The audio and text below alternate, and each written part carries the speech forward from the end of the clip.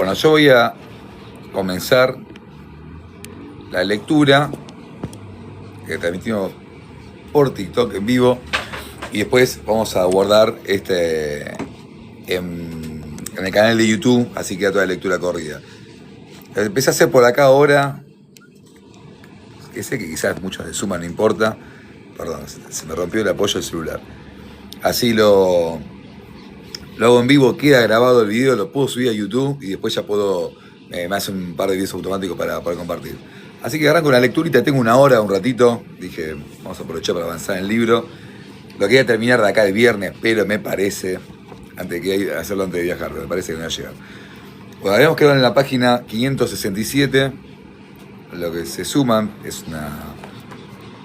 estamos leyendo el libro de Daniel Rafecas y hemos dejado en la página 567.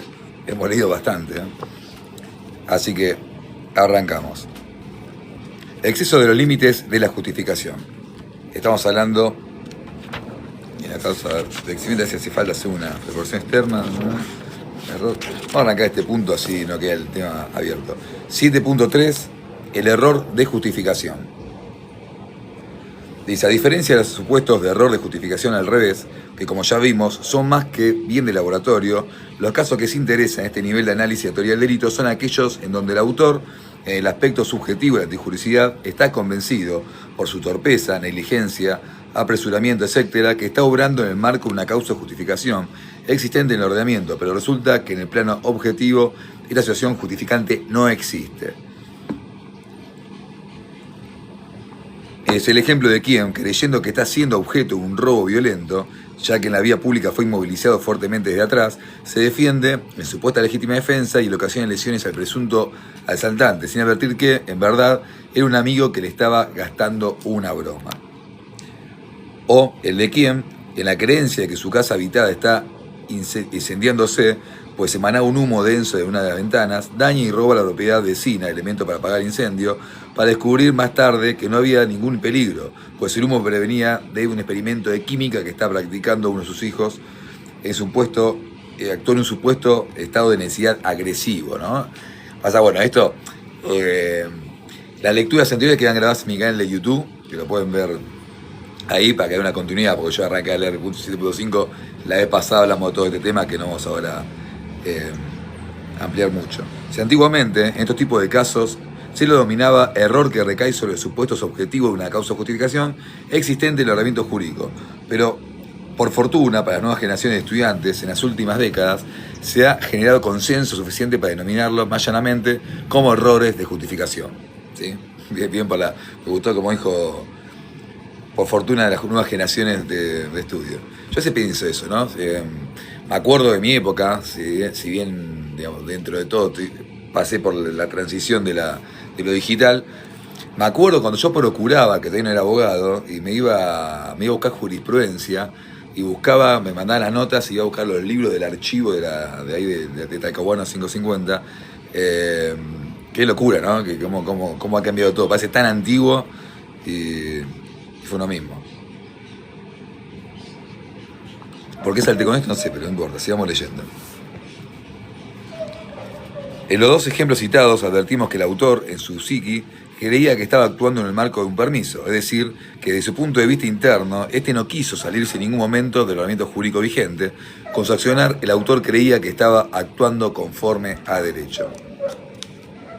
De modo tal que en los casos de error de justificación lo que está ausente es el disvalor de la acción, necesario para conformar el injusto doloso. Esto es lo que sostiene la llamada teoría limitada de la culpabilidad, a la cual nosotros adherimos, en razón de los argumentos que se ponen a continuación. Seguimos 7.3.1. Teoría limitada de la culpabilidad. Es una mala costumbre de ver cuánto dura un punto que voy a leer. Vamos, teoría limitada de la culpabilidad. Muy brevemente debemos explicar el origen de esta denominación. Hasta mediados del siglo XX y en el marco del esquema causalista de la acción, la tesis dominante en relación con todo tipo de errores era la llamada teoría del dolo, que desarrolló especialmente Metzger. En su tratado publicado en 1931, es decir, en forma previa a su etapa nacional socialista. La teoría era Estoy riendo que todavía me dice uno en la lectura que le hacía acordar a Milei cuando leía de corrido algo que no entendía que estaba leyendo, pero lo que se entiende, ¿no? Esta teoría está claramente favorable en el acusado, ya que en todos los casos de los errores se consideraba que el dolo no estaba completo. Recordemos, ubicado recién en la parte de la culpabilidad de la teoría del delito, ¿no? Y por lo tanto solo quedaba la posibilidad de formular una imputación por un posible delito imprudente subsidiario. La piscina acá.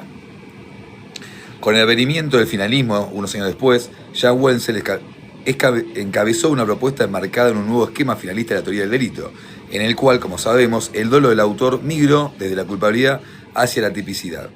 Así nació la teoría de la culpabilidad, por la cual solo los errores de tipo se mantenían en la solución más benigna planteada por la teoría del dolo, mientras que, frente a errores de justificación y de provisión, la situación del autor se trata en el asunto de la culpabilidad, dentro de la escala penal del injusto doloso.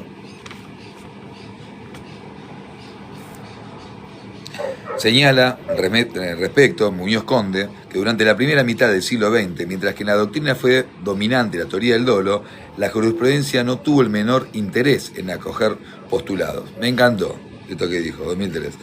Y que solo lo hizo a partir de la aparición de la teoría de culpabilidad, que fue receptada por primera vez en la sentencia del PGH del 18 de marzo de 1952. Señal elocuente del modelo finalista. Para luego ser consagrada, como esto no importa, acá. Dice, adonada entonces definitivamente la teoría del dolo, debido a su ligazón directa con el modelo causalista de conducta, la dogmática penal pasó a sostener únicamente la solución propuesta por Wenzel y el finalismo, para todos los casos de error de prohibición. En sentido estricto y mismo tiempo continuó la discusión en torno de dónde ubicar y cómo tratar los errores que recaen sobre los presupuestos de cada causa de justificación existente en el ordenamiento, más brevemente, error de justificación, dentro del ámbito de la teoría de culpabilidad. Y así fue como segunda mitad del siglo XX y lo que va a lo largo del siglo XXI, un importante sector de la Academia Penal define la teoría estricta de la culpabilidad, mientras que otro, no menor, sostiene en cambio la teoría limitada o restringida de la culpabilidad. Así, la llamada teoría estricta, que mantiene fiel a los postulados originales de Wenzel, ya que propone que el error de justificación debe resolverse en la misma solución del error de provisión, es decir, injusto doloso, en todo caso con la culpabilidad atenuada de ser vencible. Mientras que la teoría limitada en los hechos, arriba para el error de justificación, a la misma solución que propone la antaña teoría del dolo, al proponer resolverlo con la misma solución que hacía el error de tipo, tipicidad imprudente de existir. Yo creo que estas clasificaciones también no son muy prácticas, ¿no? Yo creo que ubicarlo en qué parte tiene el delito, yo creo que quien actúa sin el dolo directo de cometer un dolo y está actuando con forma de derecho, creyendo que va a evitar y comete un error en la prohibición, primero que va a ser muy difícil probar eso, ¿no? O sea, con tanto objetivo, se conoce que esto no es el derecho civil que nadie puede alegar la propia torpeza, sino que el derecho publicado que está vigente es conocido por todos. Es un tema que desde la práctica lo veo como bastante alejado del sentido común, ¿no? En primer lugar, corresponde afirmar con Strantworth que en este tipo de casos el autor obra indiscutiblemente con dolo típico, es decir, que a nivel de tipicidad está configurado el valor de la acción propio del grado doloso. Esto es, hasta aquí tenemos un signo negativo al clasificar el valor de la conducta del autor. Pero resulta que, al llegar al análisis, al llegar al análisis del aspecto subjetivo de la antijuricidad, la circunstancia de que el autor haya querido obrar en todo momento marcado una causa de justificación existente, le asigna un valor positivo, que neutraliza el valor negativo del dolo típico, y por lo tanto compensa todo el contenido del valor de acción de la conducta típica dolosa. Todo lo que leímos anteriormente se resume en este parrafito que leímos, ¿no? Que lo hace un poco más práctico que ir a todo ese laberinto de supuestos. De este modo, sostiene este autor, con razón, que el error de justificación coincide con el error de tipo en la circunstancia de que la voluntad del autor se dirige a realizar una situación de hecho cuya realización se ajusta a derecho. Y en ambos casos, los pensamientos del autor acerca de lo ilícito y lo ilícito son conformes con el propio ordenamiento jurídico. Y agrega que, de esta perspectiva, parece razonable tratarlos de modo análogo. La misma línea se sostiene que el argumento de mayor peso a favor de esta solución es que la concurrencia de elementos subjetivos de justificación compensa el incremento de valor de la acción que distingue el hecho doloso del imprudente. ¿Qué estamos diciendo? Obviamente que si bien está cometiendo una figura aparentemente ilícita, está actuando conforme a derecho, creyendo que no está cometiendo la parte subjetiva del tipo, sino la parte que comete el delito sin la subjetividad directa, sino que a veces como para hacer un bien, vamos a decirlo de una forma.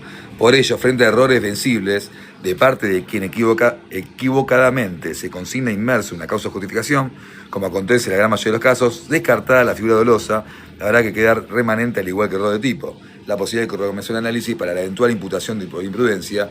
Bueno, esto es el tema también que pasa muchas veces en el litigio de la legítima defensa cuando está en discusión según la teoría del caso de las partes, ¿no? Que siempre que el que alega una legítima defensa va creyendo que está en esa posición de poder responder legítimamente hacia esa agresión ilegítima, pero después, bueno, según las circunstancias de prueba, de hecho y de contexto que se evalúan, hay que ver si esa credibilidad que él tenía cumplió esa parte de objetivas o solo subjetivas.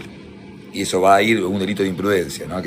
Lo que significa que en la parte práctica la escala penal es mucho menor y te abre la puerta a una pena menos violenta, ¿no? No es lo mismo el que va dolosamente a cometer un ilícito que el que lo comete creyendo que va a salvar un bien mayor. En los dos ejemplos dados del aparato anterior, en punto de la existencia de una tipicidad imprudente residual, la respuesta será afirmativa del primer caso. Leí malísimo, pero no importa. En los dos ejemplos dados en el apartado anterior, en punto de existencia de una tipicidad imprudente residual, en forma residual, la respuesta será afirmativa para acciones culposas y negativa para el segundo, ya que ni los daños ni los comportamientos, ¿verdad? Este último caso, como nunca prosperó en el ámbito penal la propuesta de codificar la llamada culpa jurídica o crimen culpa genérico, quedará entonces la posibilidad de plantear una acción civil para reclamar una indemnización por los daños causados. Bien, distinto es la responsabilidad civil que la penal, ¿no? Si eso no quiere decir, si bien puede ser vinculante como una parte probatoria bastante fuerte, la absolución de alguien en una parte penal no quiere decir que no tenga que responder civilmente si corresponde, ¿no? Si cometió un daño o algo. La solución planteada frente al error de justificación, que en sus consecuencias resulta idéntica al error de tipo, se explica en que, en definitiva, en ambos casos se trata de un déficit de que el autor posee respecto al conocimiento de elementos del injusto, ya sea de algunos de sus elementos positivos, error de tipo, o negativos, error de justificación. Pero, en definitiva, ambos son errores sobre algún aspecto del tipo total del injusto. Lo que importa, en uno u otro caso, es que el autor, internamente en su mente, no se está queriendo salir en ningún momento del marco normativo objetivamente existente, es decir, que él cree, aún equivocadamente, que está obrando conforme a derecho, y esto es determinante entonces para excluir la imputación del delito doloso. Ahí vemos la parte residual que dijimos de la imprudencia en caso de corresponder.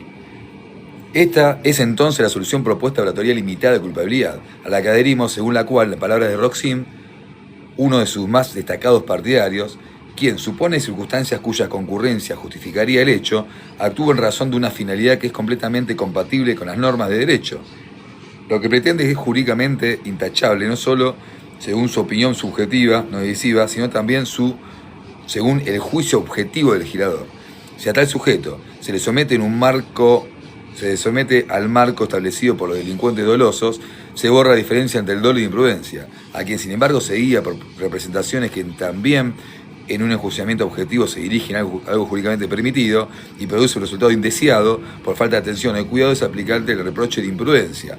Acá Roxin lo que marca es la diferencia, la justificación, el razón, yo creo que bastante, está bien que hay que analizarlo, de sentido común, que un delito imprudente no puede tener el mismo castigo en la escala penal que un delito doloso, ¿no? Tampoco es la misma criminalidad de un sujeto con el otro, de un hecho con el otro, quiero decir. En este sentido, existe en el Código Penal argentino un punto de apoyo en el favor de la teoría limitada de la culpabilidad de aquí se defiende. En este sentido, existe en el Código Penal argentino, este es el artículo 35 del Código Penal, se prevé que en las situaciones de exceso de legítima defensa o estado de necesidad quede remanente la imputación por tipo imprudente. La solución frente a situaciones de error y justificación no puede ser distinta, ya que ambos grupos de casos constituyen situaciones de injusto disminuido. En el exceso, la ponderación de bienes impacta con un menor disvalor del resultado, mientras que el error de justificación, al influjo del aspecto subjetivo y la antijuricidad neutraliza el disvalor de la acción del tipo doloso, y por ello no parece razonable que puedan tener respuestas demasiado disímiles. De allí se propone, frente a los casos de error o justificación, la aplicación, sin más de lo dispuesto al artículo 35 del Código Penal, al que se debe acudir ante el silencio expreso del legislador, y por la aplicación del principio general de interpretación analógica in bandum partem. Es una cita de Sandro del 2004. En el mismo sentido se pronuncia Dona, quien tras un completo análisis del tema y pese a no compartir los postulados de la teoría limitada de la culpabilidad, exige para el contexto argentino una reforma de la ley en el sentido regular de este error, que debe tener una sanción distinta con una rebaja sustancial de pena, de que bien vista la cuestión no es un error de tipo ni menos de error de provisión. Tratando de dar una solución práctica al problema, no tenemos otra alternativa que recurrir al artículo 35 del Código Penal, ya que estamos frente a una regla que regula el error, y este error es lo bastante semejante al que estamos estudiando. Como favorece al imputado, sin duda, debe aplicarse la regla, esto es, la remisión de la pena del tipo penal imprudente, y en caso de existencia de la conducta sea impune. 2009, tomo 4 de 354. Este tratado lo tengo. No digo de leer el tratado de Dona, primero son 12 tomos. Bueno, gracias. Estamos leyendo esto de derecho penal. Yo sé, después los viernes estoy haciendo un poco así de charla abierta, un poco de todo, sin entrar en todo esto. Así, es bastante técnico, medio tediosa la lectura, pero bueno, también hablamos de otras cosas. Debemos aclarar, no me hagan por el colorado, che. Debemos aclarar que para el autor queda encuadrado dentro del error de justificación, su obra tiene que haber estado relacionado con una causa de justificación que efectivamente existe en el ordenamiento, y a la vez debió haber actuado dentro de los límites del permiso, de modo de no asignarle a esa causa de justificación unos límites más amplios de que en realidad tiene. Bien, sigamos. Esta es la solución propuesta por Roxin, quien afirmaba con razón que quien obra con error de justificación obra en un todo similar a quien actúa con imprudencia, y por lo tanto, una solución más gravosa para quien obra en error de justificación significaría abandonar la distinción entre dolo e imprudencia. Está bien, estamos leyendo un poco, repasando un poco lo mismo. Acá, si bien la norma penal, ¿no?, el Código Penal nuestro no lo describe con asociación, por analogía, si la analogía propiamente dicha el delito está prohibida, pero me refiero a este punto de interpretar ante un exceso de si yo cometo un ilícito creyendo que estoy evitando un mal y no hay un dolo, no hay una prudencia, que yo digo siempre eso es cuestión de probarlo. En ese caso de duda se da por la figura residual de la imprudencia, la cual tiene una pena menor. No, ya lo dijimos varias veces, sigamos leyendo. 732, teoría estricta de la culpabilidad. Esta es la teoría por... Después está bueno el último punto, que es, vamos a hablarlo rápido que es la legítima defensa putativa, que es un tema que ya es más práctico. Ya terminamos el capítulo. Eso es que el capítulo, bien, no puedo creerlo. Ya vamos con el capítulo de culpabilidad después. Capaz que llego, ¿eh? Yo la idea del domingo, voy a seguir trabajando y todo de ya, pero voy a cerrar lectura por 12 días de vacaciones. Que voy a estar afuera, pero voy a llevar. Así que quiero terminar este libro hasta ahí. Vamos. Teoría estricta de la culpabilidad. Distinta a la postura de la llamada teoría estricta de la culpabilidad. Los autores que, desde Wells en adelante, sostienen que esta teoría para resolver el error de justificación consideran que, como el dolo del autor está completo, no hay motivo para cancelarlo desde el punto de vista de la antijuricidad. En palabras de Dona, negar la afirmación, gracias que me están haciendo aguanta ahí, negar la afirmación, perdón que me sale un cartelito y me mezcla. En palabras de Dona, negar la afirmación del injusto frente a error de justificación, como lo hacen tanto la teoría limitada de la culpabilidad como así también la teoría de los elementos negativos del tipo, amplía las lagunas de punibilidad en forma indebida, pues es claro que estos son supuestos de autor tenía dolo, dado que era consciente de la concurrencia de los elementos del tipo y la afectación del bien jurídico. Es más, para Zaffaroni, Alagia, Slokar, que también cerró la teoría estricta, descartada la presencia de un contexto justificante desde el punto de vista objetivo, se debe afirmar el injusto sin más y pasar entonces a la culpabilidad. Ya Zaffaroni afirmaba que en sus obras previas, al seguir a Wenzel, que la tipicidad dolosa o culposa de la conducta en un juicio que quedó cerrado en el injusto, encontrándose la posibilidad de comprensión de la antijuricidad de la culpabilidad, todo lo que pueda afectar la incapacidad psíquica o error de provisión para nada podrá afectar los contenidos que el injusto es portador. Estoy tratando de interpretar, estoy pensando por el tema del consentimiento, cuando uno tiene el consentimiento en la parte de la teoría del delito, estás en la parte de la antijuricidad. Entonces, ¿por qué? Porque vos hay una acción, una exteriorización típica, porque es una acción que se describe, pero no es antijurídica. ¿Por qué? Porque no altera ningún bien, porque hay un consentimiento de la víctima, entonces saca la antijuricidad y por lo tanto no hay tipo penal.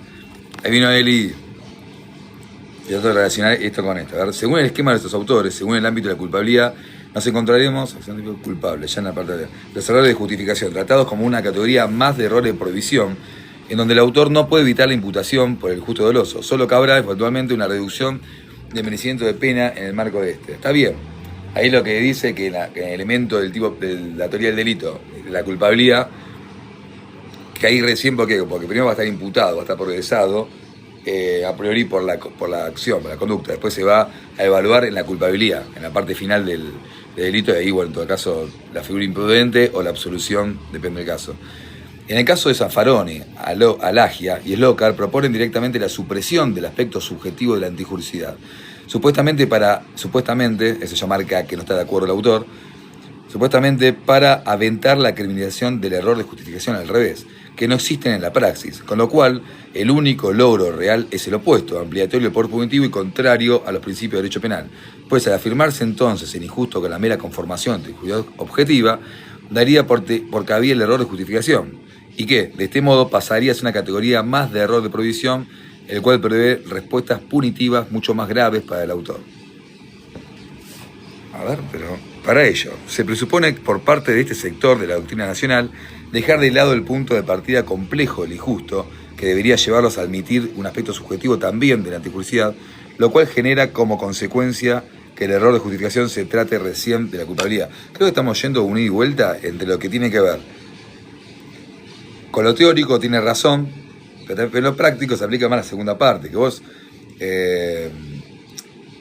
procesalmente es difícil que en forma, ¿cómo se llama?, que el oficial que está interviniendo ante un supuesto injusto penal pueda advertir ex post, o en el momento de que está interviniendo, de que si hubo o no hubo intención. Entonces quizás ahí se pone en marcha el carácter punitivo por esa conducta.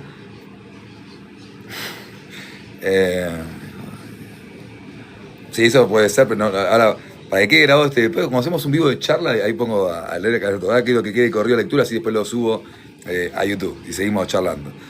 Sí, ¿sabes que los anteojos, no fuera joda, los anteojos, viste, me hacen falta y no sé dónde los guardé? Debe estar por algún lado de la casa, porque sí, estoy necesitando, no que me quedan bien o no. Esta solución contradice los principios generales del derecho penal, pues amplía totalmente el alcance, esto ya lo leímos. En ese sentido, tampoco es cierto las alegaciones de error de justificación beneficien más que nada a las agencias ejecutivas del sistema penal. Zaffaroni, me gusta que está choque de titanes. A mí me pasa mucho con Zaffaroni, a mí me gusta muchísimo, lo estudio, me parece un tipo supranatural en el sentido de la inteligencia que tiene, aunque no comparto el 100% de muchas cuestiones que creo que quedan perdidas en una estratosfera subjetiva de idealizaciones, de teoría que se aleja bastante, que es inaplicable después en el foro práctico, ¿no? Hablando de detalles, ¿no?, de su idea general, comparto, ¿no? Vamos a ver algunos ejemplos que tuvieron repercusión pública, así entendemos un poco lo que estamos hablando. Todo este barullo de palabras, ahora vamos a bajarlo a hechos concretos, que es más fácil entenderlo. Vemos algunos ejemplos que tuvieron repercusión pública. Un vecino llama a la policía a las altas horas de la noche porque desconocidos forzaron violentamente la puerta de entrada de su vivienda. Minutos más tarde, 2 agentes civiles llegan al lugar y se entrevistan con el denunciante. Al revisar las inmediaciones notaron que había un pasillo adyacente. Con la llave del vecino ingresaron al corredor que daba otra vivienda al fondo. Su morador, que ignoraba por completo lo que sucedía, solo vio 2 desconocidos que, armas en manos, de madrugada, avanzaban silenciosamente hacia la puerta de la casa. Buscó un arma y le disparó a ambos, convencido de estar ante una inminencia de un robo. Los policías sufrieron lesiones graves por los impactos de bala. ¿Se entiende? Ahí la persona, el morador de la casa, encima con una legítima defensa facultativa, no tiene un nombre, ¿cómo se dice? La legítima defensa, la que tiene como más poder cuando es dentro de la casa. Se fue el nombre, no se dice... Me quiero acordar, no me voy a acordar, listo. A ver, si alguien... No importa, no importa. ¿Cómo? Facultativa no se dice. Legítima defensa, forzosa tampoco. Especial, bueno, se me fue. Pero no importa. Vamos a eso. El tipo se defiende, está convencido que está entrando a la casa y encima dentro de la... No, legitimación no hablo, es la especial legítima defensa. A la doctrina se le dice que está la común, la legítima defensa, todos conocemos, y después está la legítima defensa, que la presunción lo pone a favor de que se está defendiendo cuando es dentro de la morada, de noche, escalamiento, privilegiada. Vamos, legítima defensa privilegiada. Me tenía que venir, si no, no podía seguir leyendo. Entonces, bueno, sigamos con otro ejemplo, así después hacemos la privilegiada era. Un matrimonio que vivía en una chacra apartada de la provincia de Buenos Aires comenzó a escuchar ruidos extraños en puertas y ventanas de la casa, como si alguien quisiera ingresar. Se probaban picaportes y postigos y se veía una sombra que caminaba por el exterior. Ahí va voz, el morador exigía que al extraño se identifique, sin éxito. Dadas las circunstancias, asustado por la situación y creyéndose en peligro, tomó un rifle de caza y disparó contra la puerta de madera cuando percibió que el sospechoso estaba detrás. Le dio muerte. Resultó ser su cuñado, a quien esperaban al día siguiente y quería darles una sorpresa. Ahí también puede ser que no sea una excusa, ¿no? Que se le tenía bronca al cuñado y aprovechar la excusa de error de provisión para darle un riflazo. Bueno, ahí también es un poco... Esos temas que tienen que ver es... Bien, es el tema de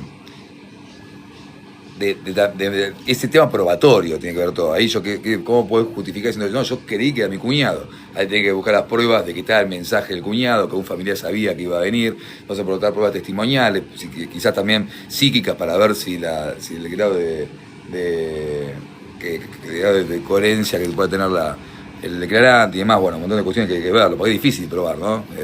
Porque creo que todos, hasta el culpable se va a quedar inocente y va a querer también aún había tenido dolo directo de querer zafar esa situación.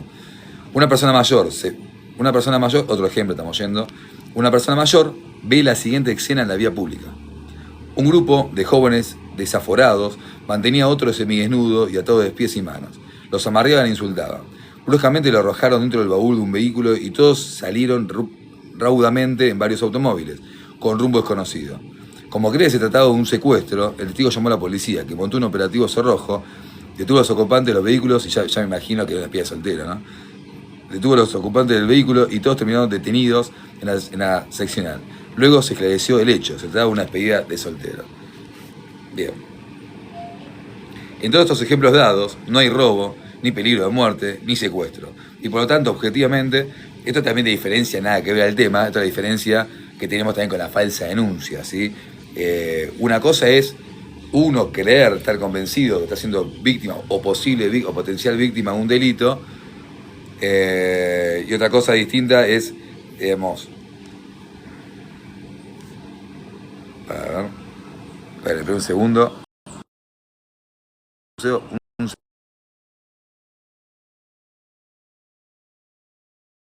Ahí está, volvimos. No, lo que tiene un mensaje que pensé que era algo más importante. Bueno, volvemos con la lectura. Y como vemos, voy a hacer la diferencia esa de la falsa denuncia, que tiene que ver, una cosa uno es creer y que esa creencia mía, después de dar que yo creo que el vecino o que cualquier tipo de delito tenga una sospecha suficiente, denuncio, cada denuncia, eso no es falsa denuncia, eso es una creencia que uno tiene. Después, si las pruebas dan que es una absolución, que no es culpable porque el vecino no está en este lugar, lo que yo señalo no estaba, eso no es falsa denuncia, eso es una investigación que da con la absolución. Falsa denuncia es cuando yo tengo el conocimiento directo, intención de poner un hecho falseado en manos de la justicia con la intención directa de que haga una persecución penal ilegítima sobre alguien que yo quiera por X motivo, un jefe, una expareja o lo que pueda hacer para hacer. Entonces ahí se me falsa denuncia. Que no tiene que ver con el tema, pero me pareció bueno comentarlo al paso. Afirmar en estos casos el injusto doloso sería asignar una solución drástica y desproporcionada, cuando, como queda claro a partir de estos ejemplos, se trata de contextos absolutamente compatibles con casos de imprudencia. Por ende, como sostienen Roxin y Strantenworth, la solución de los errores de justificación vencibles no debe ser otra que la de desplazar la imputación dolosa y reconducir el análisis de estos casos a la figura imprudente, que en subsidios pudiera existir, por ejemplo, en el caso de homicidios. Por ejemplo, ¿sabes que hay un libro, les comento esto, hay un libro de Rafecas también, lo tengo, se lo voy a mostrar, te voy a recomendar. Espera, ya vengo.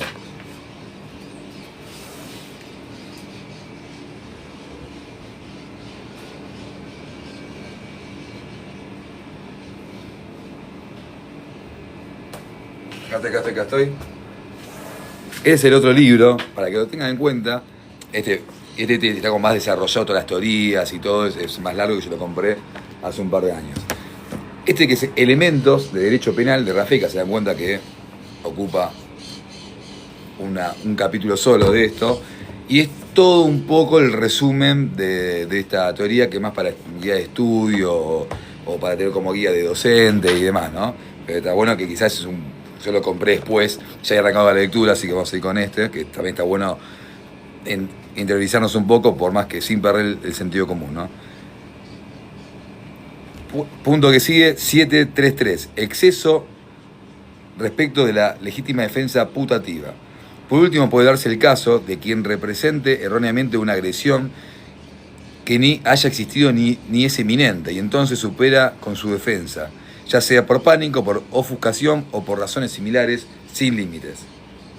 Si en una situación de legítima defensa, que en realidad no existe, el autor excede los límites de la defensa que habría tenido que respetarse, si en realidad el ataque hubiera sido tenido,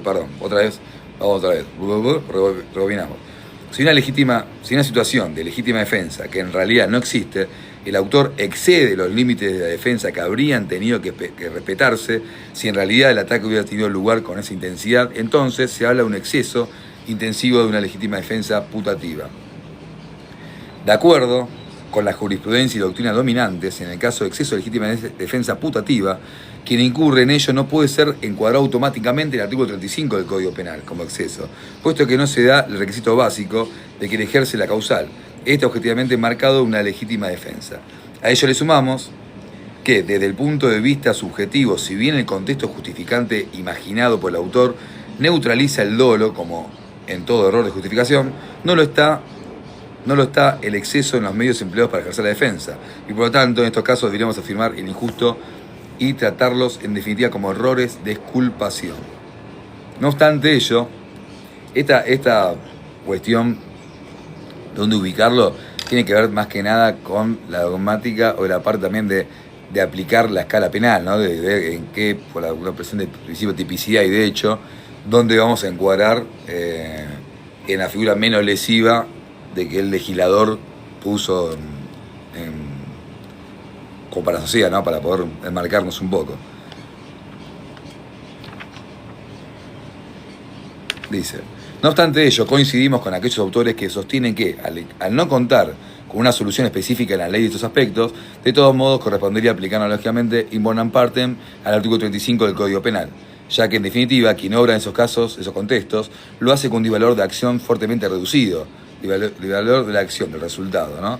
Reducido, similar al de la imprudencia, que es precisamente la solución propiciada en esta cláusula legal que estamos abordando, ya que en su mente la gente cree que está obrando en un contexto de agresión ilegítima, frente a la cual, empero, se excede inconscientemente la selección de los medios empleados para repeler el supuesto ataque a los bienes jurídicos personales.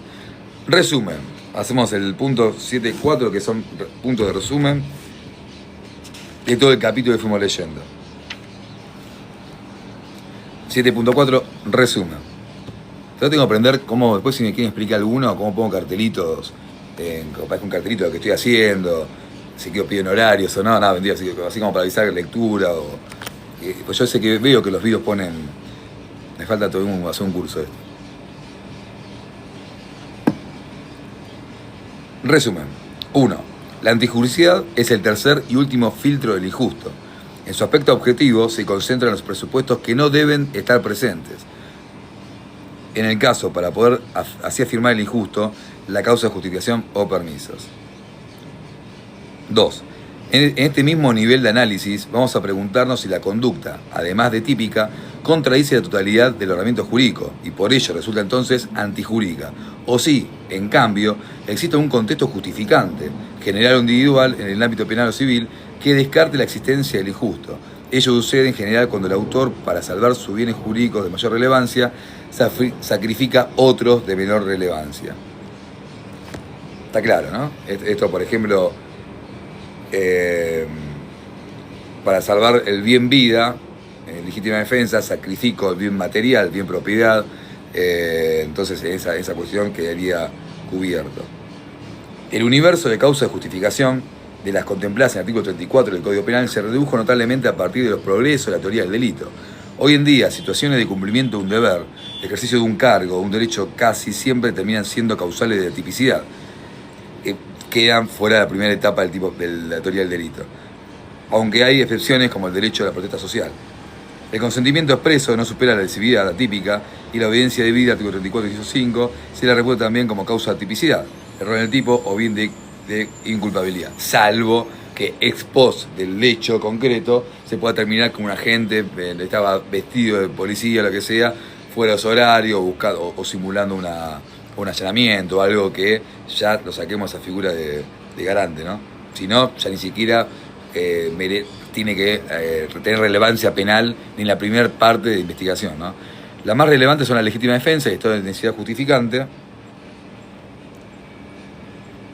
Otro punto, la legítima defensa se regula mediante 3 principios: defensa, necesidad racional del medio empleado y prevalecimiento del derecho. Este segundo punto, la necesidad nacional del medio empleado, es un tema que está bueno debatirlo, discutirlo y que digamos que últimamente se viene hablando. Ya lo conté en la lectura pasada, creo que lo quedó neto, es uno que lo pone en jaque esta parte, que depende, yo creo, también del derecho concreto, ¿no? Generalizar tampoco es ninguna solución.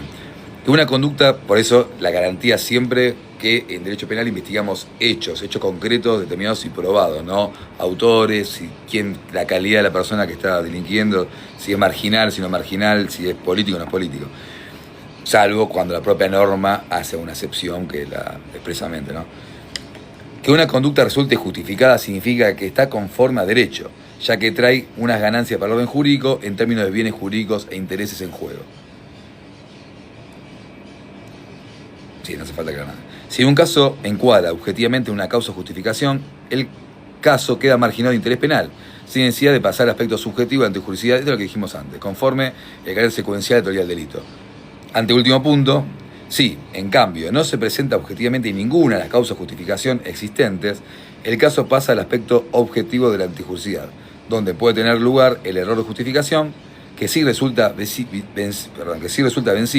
se descarta la figura dolosa y queda en el pie la posible imputación por el delito imprudente subsidiario si existe, mientras fuera invencible, resulta impune. De modo tal, último punto, que se reafirma el principio general, según el cual la antijuricidad está conformada exclusivamente por los llamados elementos negativos del injusto, tanto que en su aspecto objetivo, causa justificación, que margina el injusto de ausencia y valor del resultado, como subjetivo, error de justificación, que excluye el ilícito doloso por ausencia del valor de acción. Así, concluye el estudio no solo de las cuestiones relacionadas con la antijuricidad y las causas de justificación, sino también con la teoría del injusto. Daremos entonces a continuación un salto relevante para adentrarnos en el cuarto y último estamento de la culpabilidad, antes de llegar a la posible habilitación del poder punitivo para el supuesto de hecho. Después de pasar por toda la teoría del delito, ahí recién el Estado va a poder actuar con la pena, con el castigo. Llegamos al capítulo. Yo lo que no puedo ver acá, y no miré la hora que comencé, ¿cuánto llevo de lectura? Porque también me pongo un tiempito. No sé si arrancar el capítulo 11 ahora de corrido. Ahí les digo cómo viene esto. ¿Alguien se queda? Si leo un poquito más. Si alguien me acompaña, se queda. Yo que me olvidé, si se quedan, voy a buscar un vaso de agua y un lápiz porque necesito yo hacer marco. Cuando voy, listo, te quedas. Cuando marco cosas para defensas nuestras o la que tenga así, lo marco. Y no tengo el lápiz y me pongo nervioso. Eso me acelera a veces y tartamudeo. Porque estoy pensando que no tengo el lápiz para marcar. Así que me voy a buscar un vasito de agua. Sí, no, tengo la lapicera, pero no quiero marcar con la lapicera el libro. Son 1 minuto. Menos, no sé, sí, 1 minuto, 10 segundos. Voy a buscar un vaso de agua y un lápiz.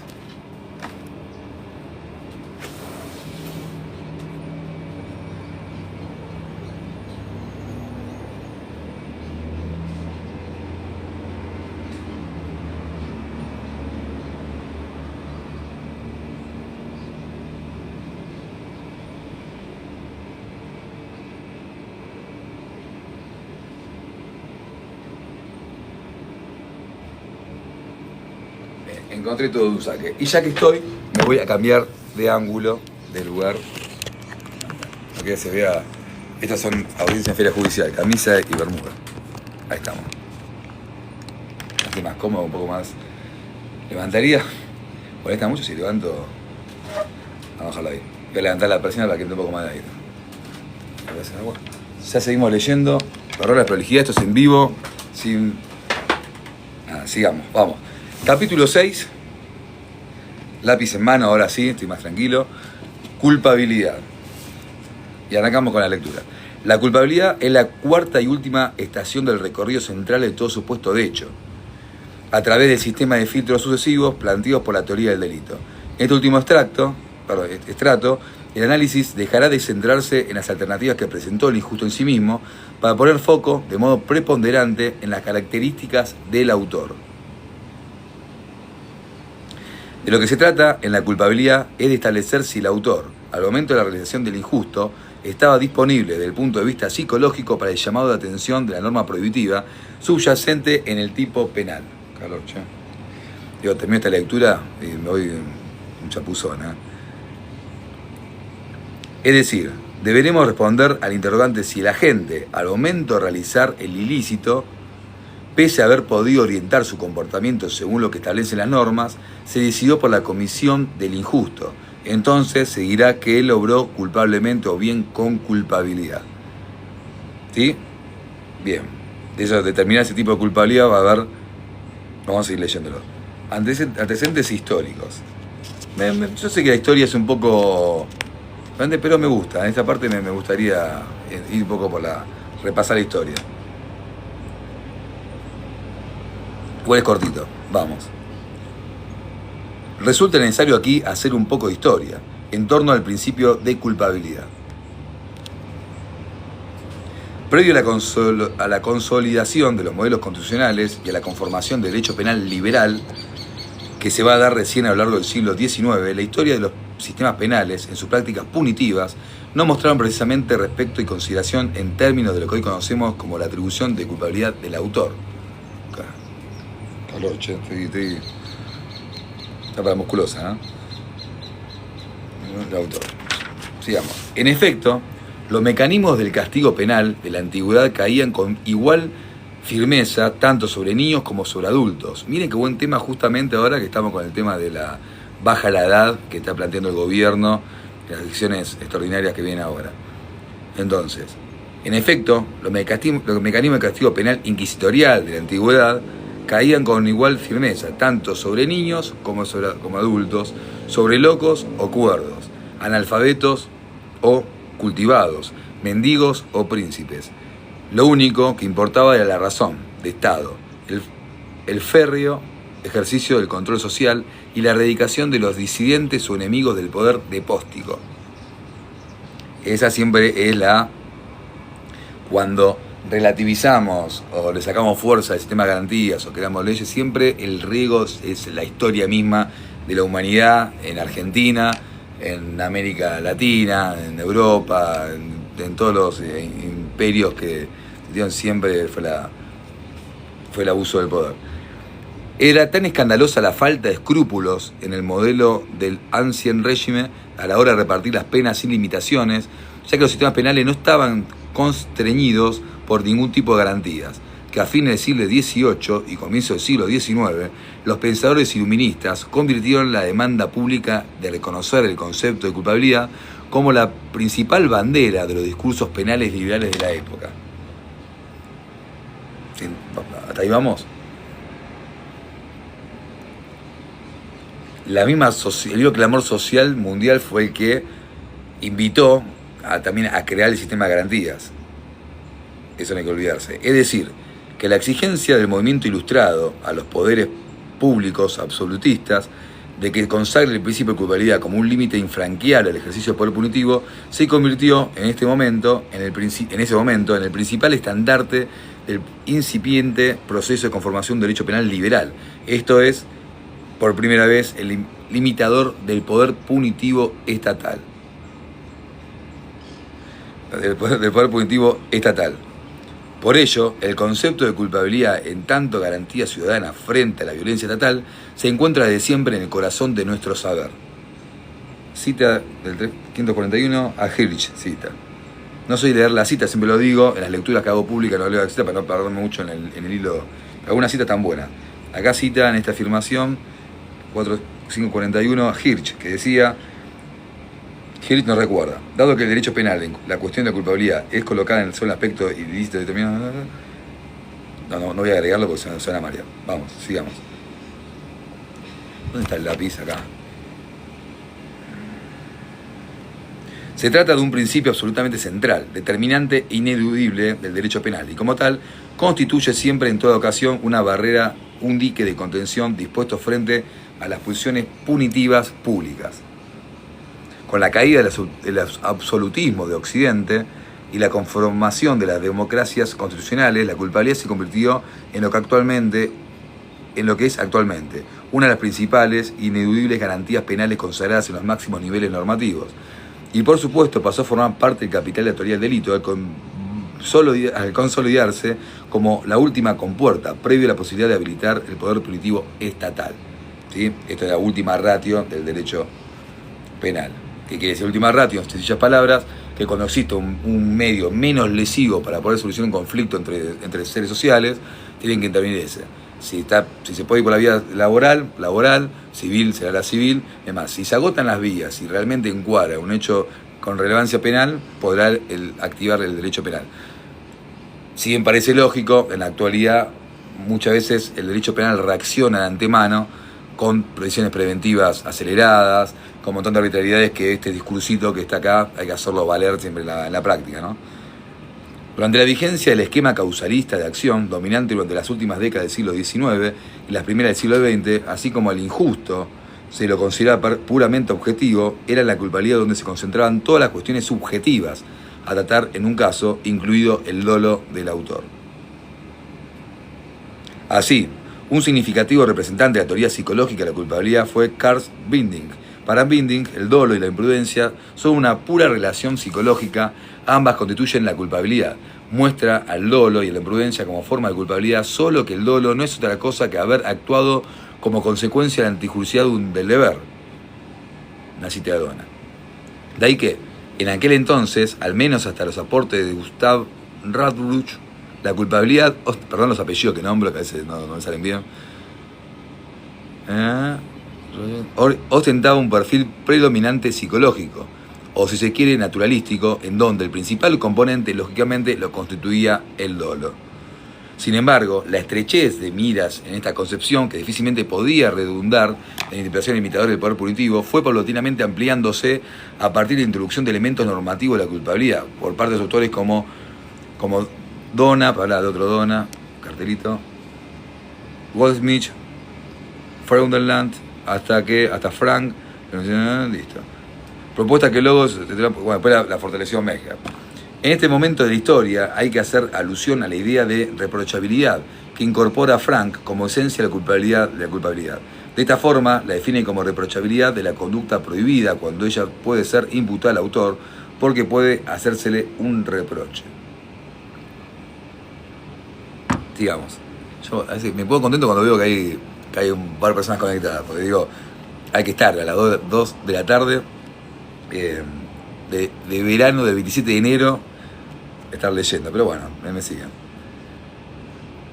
Con el cambio revolucionario del paradigma que significó la introducción del concepto finalista de conducta, en especial gracias al aporte de Welser a partir de 1930, el dolo abandonó el extracto de culpabilidad para trasladarse a la tipicidad, a partir de que todo lo injusto, como ya vimos, pasó a ser complejo con un aspecto objetivo y subjetivo.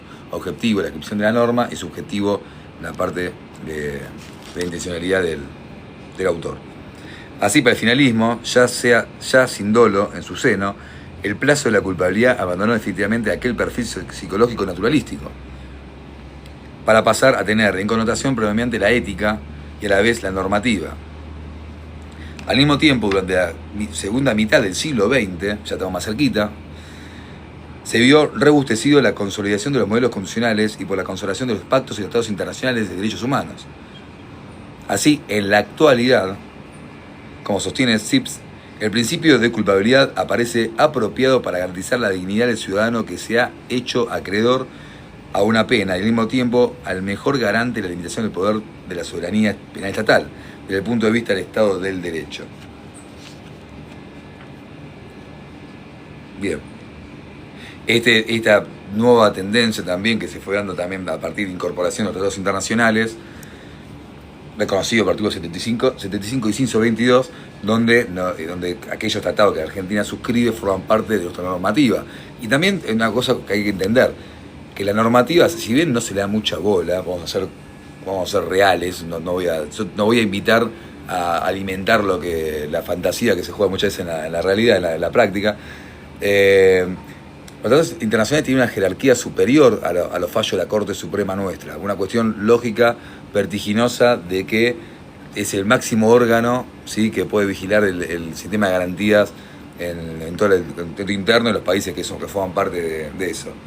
Entonces, y muchas veces también van a ver que cuando se citan en jurisprudencia se hace de forma selectiva, ¿no? Yo he visto situaciones que decir que uno puede conocer el fallo o lo tiene presente, y cuando te trae la parte, no, che, pará, seguí leyendo un par de párrafos más y seguimos a la conclusión de lo que hay. Lo que está diciendo no es que la pena expectativa es suficiente, está diciendo que puede ser tenida en cuenta, pero serio y demás dicen otras cuestiones, que está acompañado de otras circunstancias que hagan, que refuercen esa forma. Estoy haciendo acelerado para no irme por los temas y no avanzar mucho, pero bueno, sigamos leyendo, vamos a ir renegando. A veces reniego un poco cuando leo algunas cosas. Bueno, de este modo, el principio de culpabilidad puede definirse como la barrera que autofastece la comunidad estatal en la intervención sobre un miembro que ha actuado culpablemente, debido al hecho de reconocer la preeminencia de su dignidad por sobre los intereses de la comunidad con la efectiva lucha contra el delito.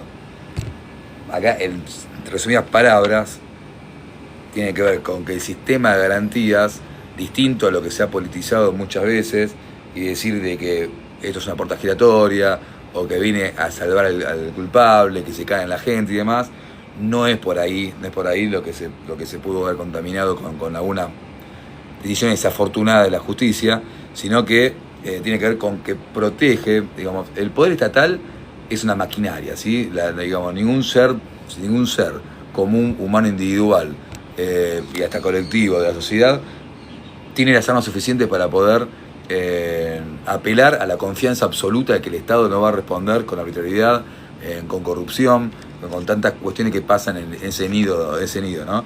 Entonces, para toda esa realidad humana y que la historia ha mostrado tanto abusos, cuántos inocentes han muerto no solamente en democracia, sino también en gobiernos autoritarios, entonces, luego toda esa historia que se ha vivido a lo largo, como he contado hoy, de todo el planeta Tierra, se ha establecido este sistema de garantías. Por eso mismos países consagran acuerdos internacionales, supranacionales, para que haya un mayor control, ¿no?, de garantía. Y por eso mismo, cuando un Estado como el venezolano ha hecho un autoritarismo y ha hecho muertes, secuestros y todo, estos tratados internacionales deberían también, estoy hablando de la parte individual de las personas, nosotros, pero bueno, me fui por el tema de la rama, debería actuar.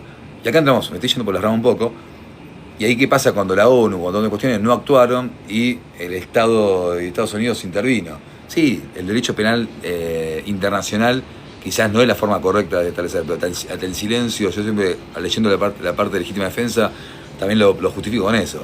Si no es un joraca. Entonces, si no actúa, tampoco vamos a estar en silencio. Yo creo que la intervención del gobierno se justifica con una legítima defensa. Hace añares que se está pidiendo a gritos, digo, el mundo, todo el mundo sabemos, lo sabemos nosotros que somos unos pichis, imagínense el poder, cómo no va a saber todo lo que pasaba y lo que no sabemos que pasaba, y cómo no va a poder actuar. De este modo, el principio de culpabilidad puede definirse como la barrera que esto ya lo leímos, listo. Punto 2, seguimos un poquito más, vamos. No, tal cual, sacan informes, ojo, que son muy buenos y elaborados yo los leo y digo, para estudiar me viene buenísimo para estudiar. Pero el tema que lo lleve a la acción. Bueno, vamos a ir leyendo. El punto 2, que es cortito, vamos con el 2, vamos punto por punto a ver si avanzamos o no avanzamos. El problema del determinismo. Vamos a ver qué se trata de esto, porque la verdad que no sé qué se dice. De la determinación, ¿no? Calculo yo la determinación del autor. Ahora bien, ¿cómo se establece científicamente que el autor, al momento... Bien, era lo que yo decía. ¿Cómo se establece científicamente que el autor, al momento del hecho, efectivamente pudo haber obrado de otro modo? ¿Sí? Esto con lo que fuimos a ver anteriormente con la teoría de imputación objetiva.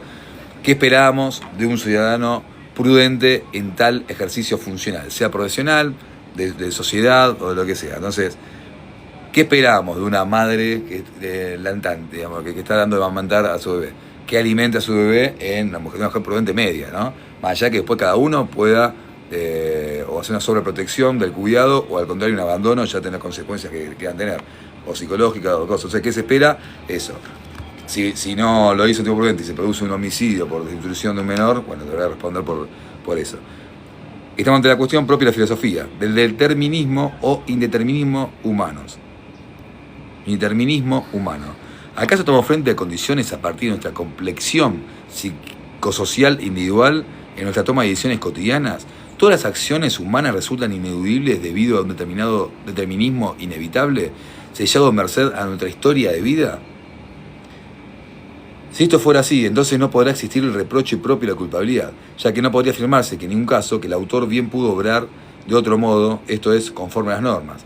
El derecho penal contempla con mucho respeto la formulación de estos interrogantes y prefiere guardar silencio en vez de dar una respuesta que no tiene, ya que desde el punto de vista científico, al menos hasta la actualidad, resulta imposible para el juez colocarse en el lugar del autor al momento exacto de la decisión del injusto y desde esa perspectiva edificar si efectivamente pudo obrar de este modo. Esto hablamos también del tema probatorio, ¿no? Cómo saber, mediante evidencias externas, se puede corroborar la subjetividad del sujeto, de saber que quiso cometer eso. El derecho penal contempla el testimonialismo, como decía English, el derecho penal resulta imposible de demostrar, esto ya lo leí también, perdón, quien probablemente lo ha dicho con mayor claridad y abierto ha sido Kaufman. No se puede aquí tratar de probar efectivamente la existencia o la no existencia de la libertad positiva. Si hay algo que la discusión sobre el problema de la libertad durante siglos, incluso milenios, ha demostrado que es que ni la libertad ni la falta de libertad se pueden probar de manera rigurosa. Es, en fin, una cuestión de decisión sobre cómo deseamos observar a los hombres, y si en cuanto criaturas libres o desposeídas de libertad, y si deseamos colocar como fundamento del derecho, especialmente el derecho penal, la hipótesis del hombre autónomo. Interesante. ¿Esto puede variar en la historia? Yo creo que sí. Coincidentemente, Hirsch sostiene que el derecho no puede ponerse en contradicción con la imagen no puede ponerse en contradicción con la imagen que de sí mismo tienen los destinatarios de la norma. ¿Se entiende, no? En contra de la humanidad. Al derecho le queda solamente orientarse por esa visión del mundo y con ello aceptar la idea de la libertad de voluntad, como fundamento generalmente reconocido de esa autoconsideración del hombre. Bueno, muy filosófico también, ¿no? Porque la humanidad no acepta su propia humanidad, por eso mismo la regula, está bien, dentro de su propia naturaleza que la crea el propio hombre, ¿no? Pero la única raza animal digamos, que en ese sentido se autorregula, somos nosotros, salvo algunas costumbres que pueden tener las razas animales o lo que sea para poder sobrevivir. Entonces, ¿a qué voy con esto? Si aceptaríamos el libre albedrío y la forma de libertad total del ser humano, tenemos que aceptar que hay humanos que pueden hacer el bien social y que hay humanos que delinquen o hay humanos que no acatan normas de convivencia, y que hay un humano que va a matar, que puede robar, otros que trabajan. Entonces así sería imposible la convivencia en comunidad, ¿no? Entonces el derecho penal, aceptando, digamos, en forma relativa a la naturaleza humana, interviene para mediar en lo más mínimo la relación entre humanos.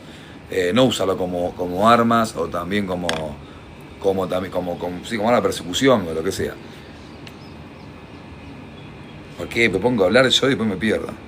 Coincidentemente, Hirschos tiene, que ya lo leímos, muy merecida una opinión de Daniel Pastor, siempre es un autor que es lindo leerlo, muy parecida opinión tiene entre nosotros Daniel Pastor.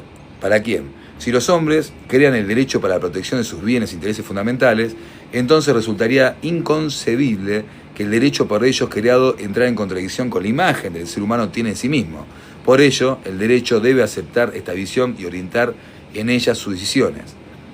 De allí que las personas, frente al mandato de respetar el derecho, ¿cómo me gustaría que todo esto quede implementado? Buenas, José Rodríguez, me quedé impernado acá, ¿no? Por ello, el derecho debe aceptar esta visión y orientar en ella sus decisiones. De allí que las personas, frente al mandato de respetar el derecho, deben conformar su libertad de decisión a ese valor o hacerse acreedores a la pena que corresponde a la culpabilidad del hecho.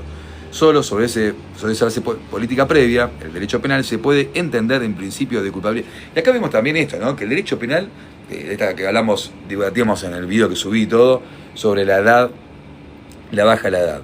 Que el derecho penal viene con el resultado, viene con la existencia del hecho. No solamente porque la ciencia penal así lo requiere, sino porque la misma Constitución Nacional, en el artículo 18, establece que tiene un hecho previo a la norma para saber que es un delito. No puedes venir a decir que es un delito una acción que yo estoy haciendo que no está prohibida y de repente prohibirla con efecto retroactivo, ¿no? Entonces esas garantías tienen que ver con la aceptación justamente de esta naturaleza humana. Por lo tanto, vamos a requerir, para poder firmar el juicio de reproche a partir de una acción libre, que la decisión debe realizarla haya podido ser evitada y no sea el resultado causal necesario de circunstancias que la gente no controla. Un acto reflejo que no puede ser evitado, ¿sí? Es el típico ejemplo de la facu. Bueno, seguimos. Al respecto, aclara Pastor que el principio de culpabilidad solo se puede explicar en un ámbito de libertad de acción. Este principio, que supone la libertad de la persona por ser un axioma, no está sometido a la ratificación ni refutación empírica, y esa inmunidad probatoria se extiende a la capacidad política de optar, que es su presupuesto. Lo cual, bueno, un poco de eso para buscar los presupuestos para poder tener una forma más justa de encuadrar estos hechos. Es decir, lo que se propone el derecho penal es arribar a la verificación de la culpabilidad, no por su afirmación positiva, autoritaria, dado que ello no resulta factible, sino por la faz negativa. Esto es, al descartar todas y cada una de las causales que, de haberse dado en el caso, excluirían la culpabilidad, y que se las conoce como causa de exculpación o de inculpabilidad. Descartando todas esas cuestiones, como no vamos a poder entrar al lolo, a la intencionalidad del sujeto que está cometiendo, entonces todas esas características que están marcando acá es lo que va a dar la probanza si hubo o no un dolo, porque yo puedo decir que actué con imprudencia o que actué con error de tipo o legítima defensa, pero eso tiene que estar siempre sujeto a prueba. Y recién descartando, cuando uno va a hacer no una legítima defensa, pero cuando uno comete un hecho y alega no hablemos de legítima defensa, hablemos de otra cosa, una falta de culpabilidad o una no culpabilidad, tiene que descartar todas hipótesis contrarias. Primero saber si actuó en legítima defensa, si descartó eso, para recién entrar en el cuadro de decir es culpable por el delito.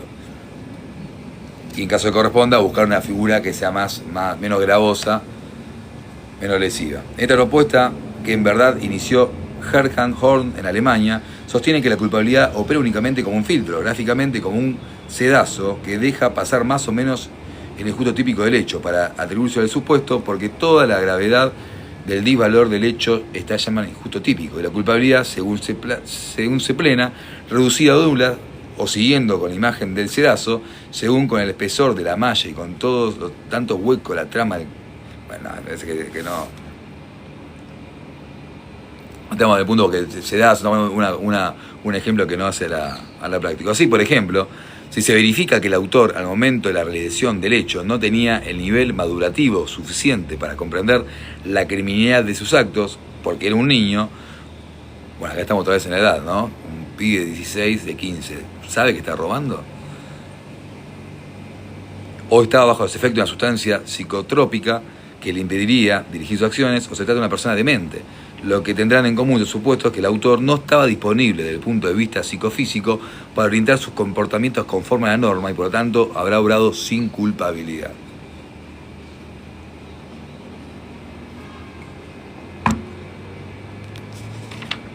Punto 3, un punto más y listo.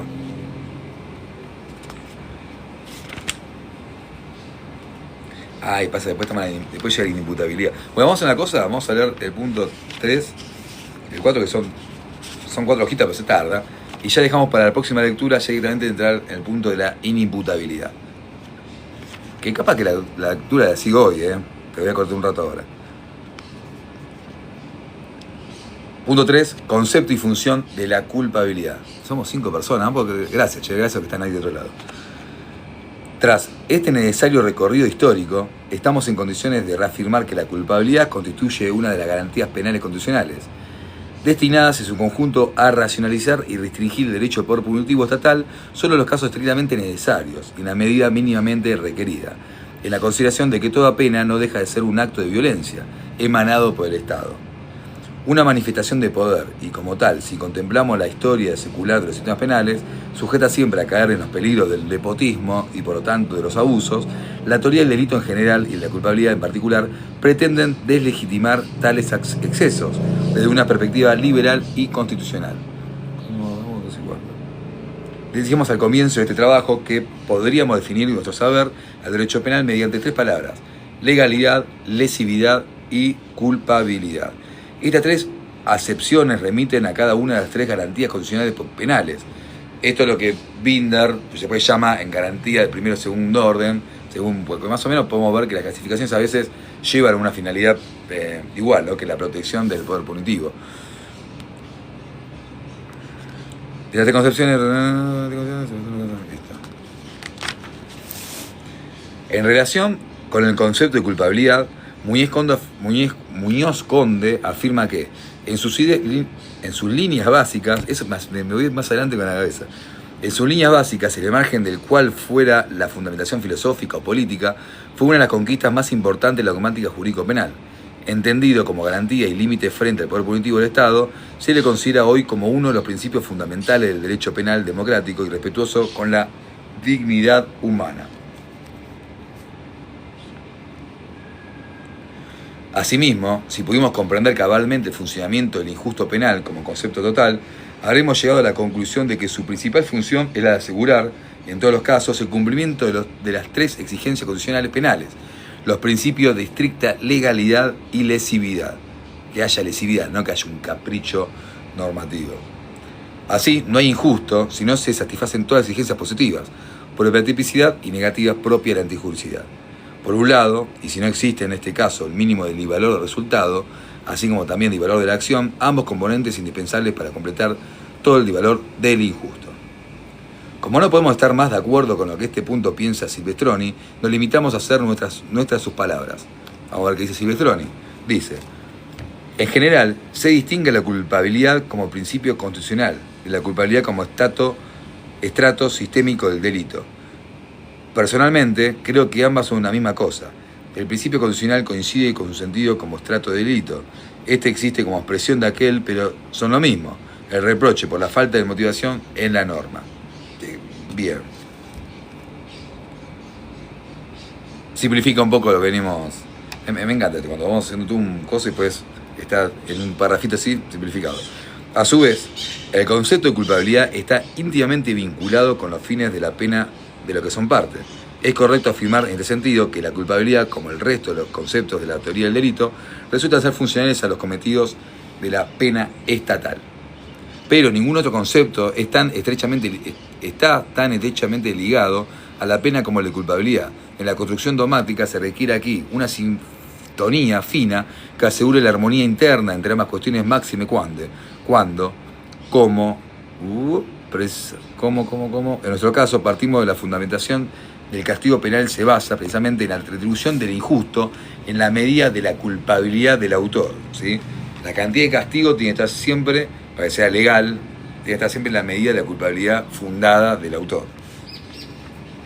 Cosa que no pasa.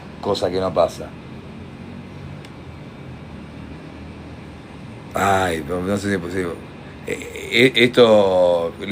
Cuando voy leyendo el libro, me paso por emociones, primero por nostalgia porque estoy leyendo cosas de la facultad, después de mucho tiempo, y segundo porque veo con enojo, bronca, cuando veo que hay cosas que es mentira, que es mentira, porque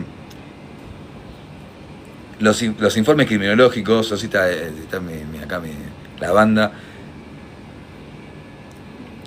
pónganse a pensar en esto, con esto estamos diciendo acá, esto pasa, tranquilo me dice.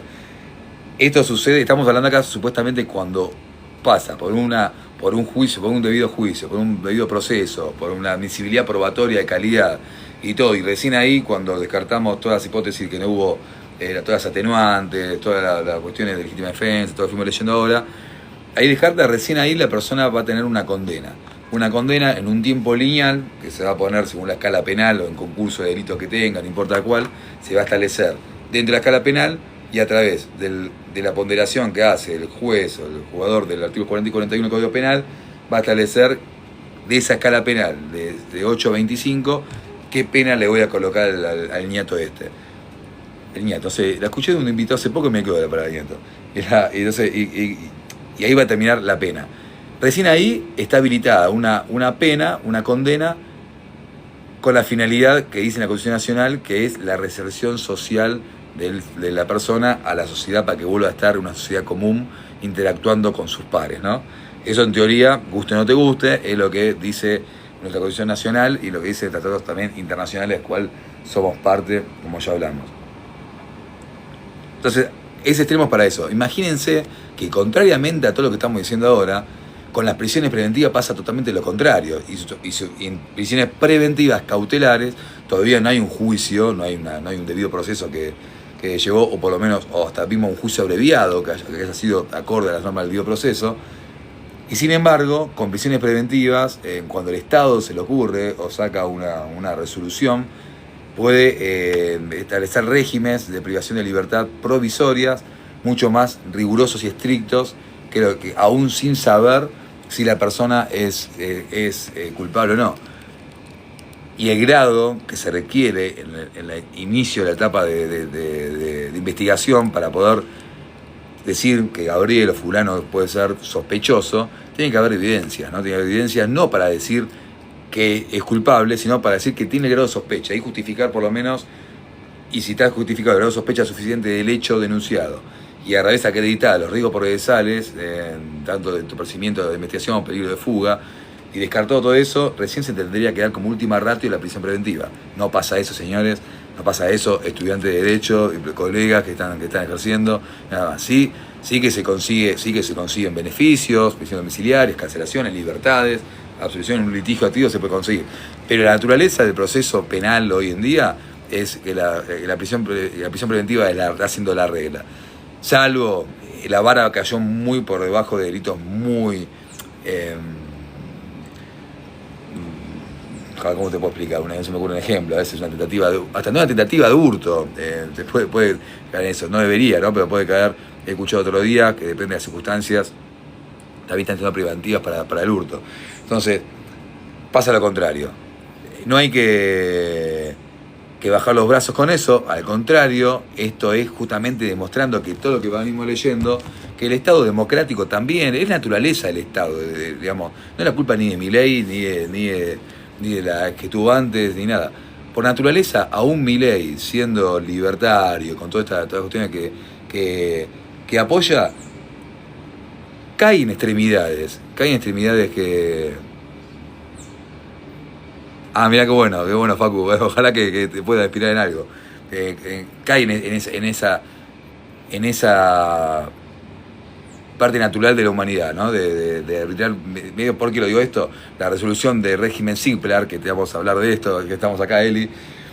El Ziplar es esta prisión, esta forma de encierro para que lo que considera el Estado alto perfil criminológico. Alto perfil significa de riesgo, que tienen forma de manejar, desde el penal podrían manejar agentes externos o mismos internos del sistema penitenciario para poder lograr...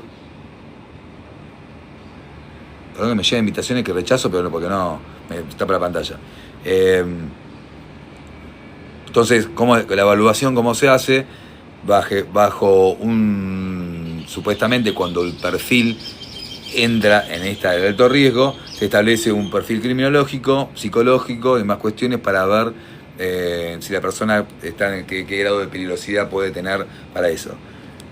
Y lo que está pasando en la realidad es que todos esos informes, sea una causa narco, sea una causa de terrorismo de Estado, sea, no sé, cualquiera del tipo penal dentro del fuero federal, esto dentro del fuero federal, no lo ordinario de cada provincia, sino el federal, son todos iguales. La verdad se está rascando y me va a caer la mesa.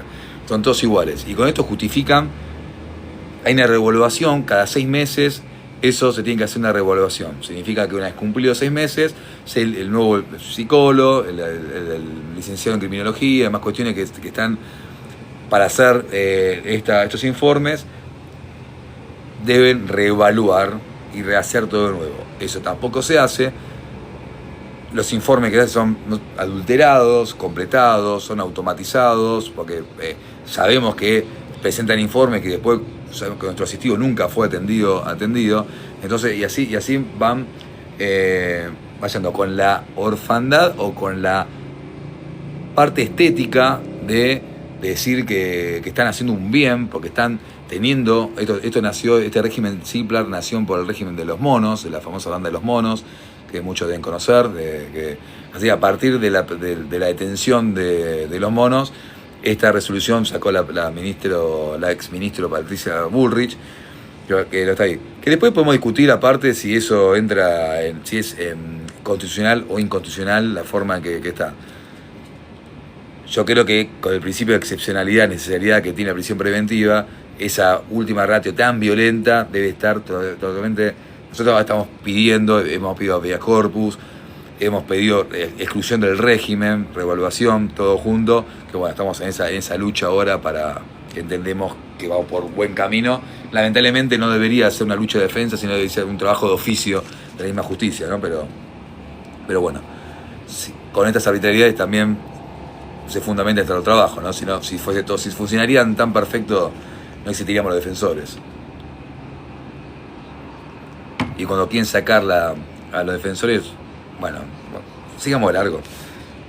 Para ello, evidentemente, la afirmación de culpabilidad necesita la posibilidad de contramotivación de la ley penal. Obviamente, tiene una ley previa, ¿no? Debe ser anterior para que pueda contramotivar. Es decir, bueno, sigamos, así podemos terminar. Es decir, el contenido central de la culpabilidad es la posibilidad de conocer y de comprender la ley penal. El juicio de culpabilidad es un juicio de exigibilidad de una conducta distinta a la realizada por el sujeto. Existirá la posibilidad de una conducta diferente cuando el individuo, además de haberse podido motivar de una ley penal anterior, haya tenido la concreta posibilidad de llevar a cabo una conducta distinta a la realizada. Por ejemplo, si hoy tengo una legítima defensa, vamos a ver, me estoy defendiendo, yo tengo la razonabilidad del medio empleado, pero no importa, vamos a poner el ejemplo para que se entienda. Me arrebatan, estoy acá, en la mesa, vienen, me arrebatan mi estuchecitos de saumerios, esto lo compré en el jardín japonés, el barrio japonés, no, jardín japonés, ¿no? En la capital, lo recomiendo para ir a almorzar, muy lindo lugar el paseo, lo compré ahí. Vienen y me lo arrebatan, están haciendo una agresión ilegítima, porque están sacando una cuestión, algo de mi propiedad, se lo están llevando.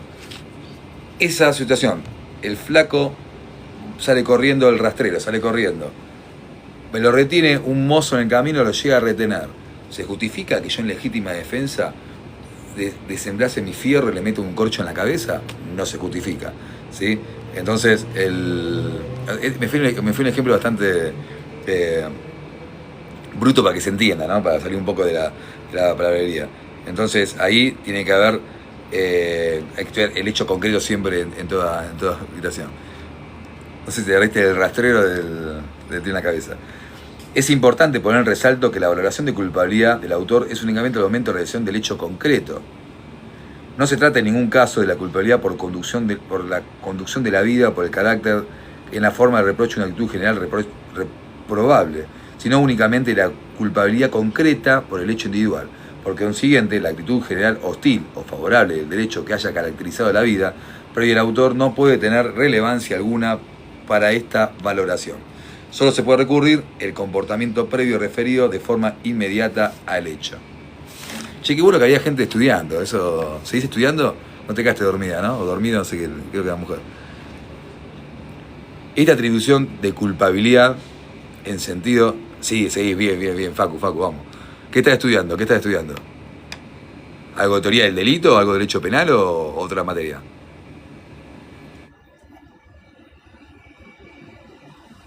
Ahora hago que salga. Yo pongo la cara. Pongan la cara usted, está bien. Te voy a invitar a la llamada, ¿verdad? Bueno, después me contás, yo sigo leyendo, contando que está estudiando. Procesal penal, bien, aparte de recursos. ¿Qué tema interesante? Bien. ¿Querés que le llamo algo? No, vamos a ir con la lectura de esta, si no le llamo algo de recursos. Bien. Estudiar y después contanos que. Después hacemos un vivo y tomamos examen.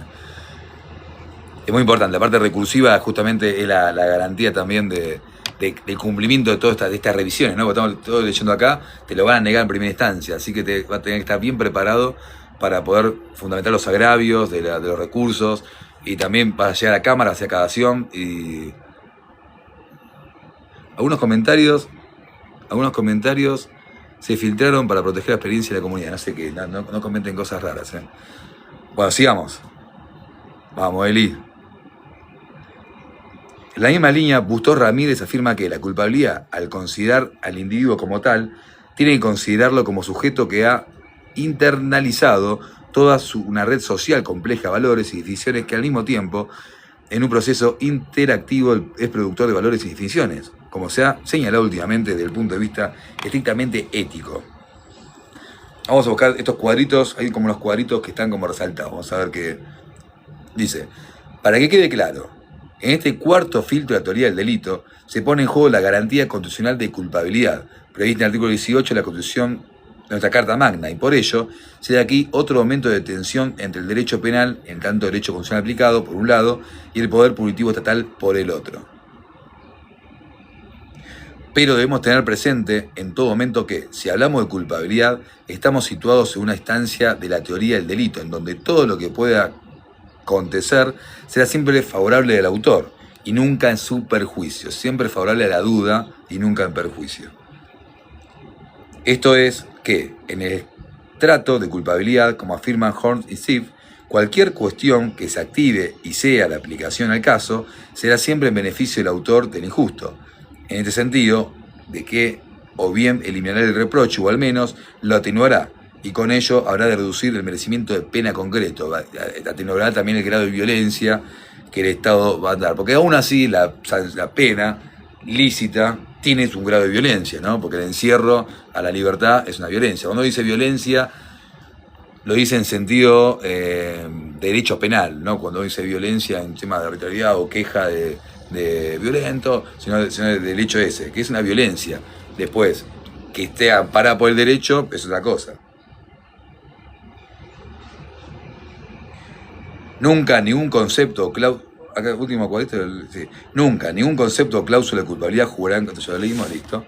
Con este desarrollo argumental que descansa sobre fuentes formales, normativas y materiales históricas, se quiere expresar la idea tan simple como poco respetada de que una garantía constitucional solo puede instalarse límites del poder penal y nunca argumentos legitimadores, nunca elementos legitimadores.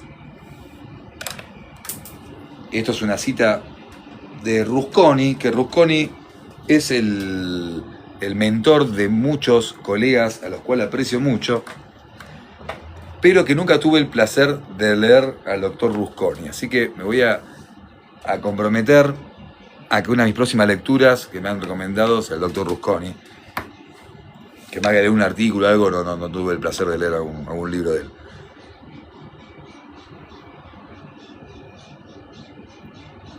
El peor de los escenarios de la perspectiva. Listo. Punto 4. Vamos un punto más, echamos seguido esta. Ay, che, pasa que me da bronca. Ayer dijimos que sacamos el 4 y 5, íbamos a dejar en el 6, en la inimputabilidad. Que ese tema, justo hoy a la tarde tenemos una reunión, estamos reunidos, creé un grupo de estudios del proyecto nuevo, del Código Penal nuevo que propuso el gobierno de Milei, así que hoy nos juntamos a las 6 a hablar justamente de la baja de edad y la inimputabilidad. Sigamos. Crítica al concepto funcionalista sistémico de culpabilidad. La concepción garantista de culpabilidad, hasta aquí desarrollada, no siempre fue la denominante en la cultura del castigo. Es que, en la historia de los discursos penales, hubo algunas construcciones teóricas en el marco de culpabilidad que, lejos de cumplir con su misión limitadora del ejercicio del poder punitivo estatal, tendrían su expansión. Bueno, esto es algo que viene incrementando últimamente, ¿no? Las nuevas tendencias que vienen justamente a ampliar todo esto. ¿Cuánto vamos, Eli? ¿Tenés medio del tiempo? ¿Ves? YouTube me marca el tiempo que voy de vivo, acá lo pierdo un poco. Bueno. Así, propuestas de antiguo cuño, como la teoría de la génesis responsable de la cadena causal, actio liberum causa. ¿Hora y media? ¿Hora y media llevo leyendo? No, ya corto. Pará, sí. Sigamos este punto y no corto, olvídate. ¿Hora y media? ¿Y estás ahí 1 hora y media vos? Ya, vamos a terminar. Otras propuestas antagónicas con la naturaleza de esta garantía constitucional llegan hasta hoy y han sido cristalizadas en las últimas décadas en la concepción fundamentalista sistémica de culpabilidad, propiciada por Jacobs, como veremos a continuación. Según esta propuesta, la culpabilidad sería la responsabilidad por un déficit de motivación jurídica dominante, plasmado en un comportamiento antijurídico. Este déficit no se podría hacer entendible sin que afecte la confianza general de la norma. Así, la admisión del concepto de culpabilidad consistiría en caracterizar la motivación no conforme a derecho del autor como motivo de conflicto. Una vez determinado esto, solo interesa que se obtenga la estabilización de la norma. Jacob sostiene que todos los conceptos de derecho penal, desde la acción hasta la culpabilidad, están iluminados por el fin que el Estado persiga con la imposición de una pena. Su contenido y alcance son delineados por esta finalidad. Afirma que no es posible delimitar o deducir contenidos universales de estos conceptos, ya que su connotación definirá en cada sociedad, incluso dentro de cada sociedad, estos conceptos irán mudando a medida que el sistema social se reproduzca. Bueno, ahí estamos justamente, yo creo que estamos en esa suerte de transición, ¿no? De un cambio de época que también nos lleva a replantearnos nuevas cosas sin olvidar toda esta construcción. Vemos así que su concepto, como se podía esperar de otro modo, resulta ser puramente normativo, de imputación de un injusto a una persona que ciertamente puede ser física o jurídica. Vamos a hacer un poquito con las ramas. Voy a saltar acá al resumen. No quiero dejar de lado, pero... Con respecto a la relación entre culpabilidad y pena, Jacobs concluye: a la cuestión tan debatida de si la pena puede quedarse por debajo de lo adecuado de la culpabilidad, ha de responderse negativamente a partir de la concepción aquí propugnada, dado que la pena adecuada a la culpabilidad es por definición la pena necesaria para la estabilización de la norma. Renunciar a la pena adecuada a la culpabilidad supondría una renuncia a lo que es jurídico penalmente necesario. Con estas palabras, que deben agrandar a aquellos que en nuestros días propugnan aumento generalizado de penas. Vamos, me gusta que esto nos lleva a la modernidad esto lo vamos a marcar con estas palabras, que deben agradar a aquellos que en nuestros días propugnan aumento generalizado de penas y endulzamiento de normas procesales basados en campañas de ley y el orden. Jacobs cancela la posibilidad de ser tolerante o comprensivo en la graduación de la culpabilidad. La condición psicológica de un individuo es asunto suyo, afirma. Y así niega que la sociedad en pocas ocasiones tenga que asumir parte de responsabilidad, debido al innegable incumplimiento de derechos sociales garantizados constitucionalmente, al no haber generado respecto de quien comete un ilícito, las condiciones indispensables, nos referimos al mínimo de educación, salud, vivienda, trabajo y entre otras, a lo largo de toda su existencia, que incluye la niñez y pubertad, ya que el tal déficit muchas veces se arrastra de la generación previa. Esto va impecable con el tema que estamos hablando ahora. Nótese como entonces se cierra el círculo discursivo legitimador del castigo penal en torno al individuo sin posibilidad de sortear la demanda preventivo general positivas. Por un lado, no se permite que en esta teoría admitir un conflicto de tipo estructural como expresión de disenso, dado que el sistema se presenta a sí mismo perfecto, en cuanto integrado y capaz por su lógica interna de adaptarse dinámicamente. Por el otro, no se toleran déficits psicológicos por falla de la socialización del sujeto, aunque estas fallas le sean imputables en parte al Estado. Es el caso recordar al respecto de palabras de Zaffaroni. Cabe observar que es explicable cierto éxito de la teoría sistémica de países centrales, donde el poder ha generado un nivel mínimo de bienestar y donde la prisionalización parece recaer cada vez más sobre minorías étnicas, salvos en algunos países. Allí pueden convencer la idea de que lo importante es el sistema, pero en nuestro margen eso es insostenible y no creemos que pueda convencer a la mayoría. En conclusión, la certeza de trasunta de la sociología de Luhmann, acerca de que la supervivencia del sistema social tiene absoluta prioridad sobre los intereses de los ciudadanos que lo integran y de quienes ni siquiera reclaman su consenso, se trasladan sin más al pensamiento de Jacobs, al derecho penal, en un concepto fundamental como es el de la culpabilidad. Así viejos fantasmas que parecían desaparecidos para siempre en el derecho penal vuelven a instalarse entre nosotros, de la mano de una fascinación totalmente infundada, en especial desde nuestra perspectiva como una concepción que parece tomar a las personas que forman parte de una sociedad dada, sociólogos y juristas incluidos como objetos sacrificables en beneficio del sistema. Por otra parte, según esta teoría, no hay posibilidad de aplicar en el ámbito de la culpabilidad criterio de tolerancia o de comprensión para el individuo, que tienen una sólida tradición filosófica, de Aristóteles hasta nuestros días, compatibles con el sistema democrático y la idea del derecho penal de última intervención. Aquel viejo sueño kantiano, que fue materializado a partir de las luchas de la Ilustración, de que toda sociedad considere a cada uno de sus integrantes como un fin en sí mismo, está nuevamente en peligro a partir de los postulados propios de esta concepción. Hemos terminado el punto 4. Este me interesó porque este punto lo voy a extraer para publicarlo. Me queda media hojita más, quedó en el punto 5 y ya cerramos por este turno. Punto 5. Causas de exculpación. Estamos en la página 598. Haremos desarrollar a continuación los distintos grupos de casos en donde tienen lugar afectaciones o alteraciones de la capacidad física o psíquica de toda persona a motivarse en las normas, algunas de ellas de carácter absoluta y otras relativas. Las llamadas causas de exculpación o de inculpabilidad constituyen las válvulas de escape de casos que presentan sistemas de exclusas de la teoría del delito, en este cuarto y último filtro de la culpabilidad, el cual funciona en dos niveles: la que excluyen la culpabilidad en sentido cualitativo, excluyen la culpabilidad en sentido cualitativo y conducen a la absolución del autor injusto, y también en sentido cuantitativo y llevan entonces a la reducción del reproche propio de esa etapa. Quali como el modismo, quanti cuanto. Como dice Muñoz Conde, la capacidad para reaccionar frente a estas exigencias normativas es, según creo, la facultad humana fundamental que, unida a otras, inteligencia y afectividad, permite la atribución, permite la atribución de una acción a un sujeto, y en consecuencia la exigencia de responsabilidad por la acción por él cometida. Cualquier alteración importante de esa facultad, cualquiera sea el origen de la misma, deberá determinar la exclusión, o si no tan importante, la atenuación de la culpabilidad. Último párrafo y cerramos. Es que toda norma jurídico-penal pretende orientar los comportamientos de las personas con el fin de proclamar paz social, de evitar daño o puesta en peligro de bienes jurídicos ajenos. Y para que ello sea pasible, depende en forma directa de que el individuo tenga, al momento del hecho, la capacidad la capacidad suficiente para motivarse a la norma, que conozca su contenido y que se encuentre en una situación fáctica en la que pueda regirse para ella sin tener que asumir un coste extraordinario. Con este último párrafo cerró un poco de lo que digamos leyendo anterior, ¿no? De la educación objetiva y demás. Bueno, listo por ahora. Sigan estudiando, están estudiando.